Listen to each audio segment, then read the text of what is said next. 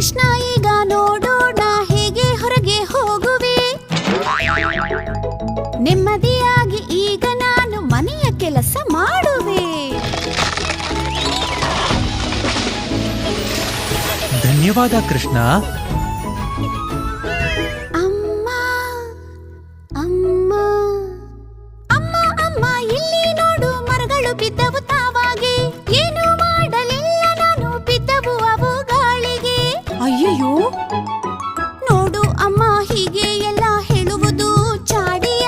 ಏನೇ ನಡೆದರೂ ನಾನೇ ಮಾಡಿದೆ ಎನ್ನುತ್ತ ನನ್ನ ಕಟ್ಟಿ ಹಾಕಬೇಡ. ನಾನ್ ನಿಜವಾಗ್ಲೂ ಏನು ಮಾಡಿಲ್ಲ ಅಮ್ಮ, ನನ್ ಕಟ್ಟಿ ಹಾಕ್ಬೇಡ. ಹೌದು ಕಂದ ನನ್ನ ಕೃಷ್ಣ ಬಹಳ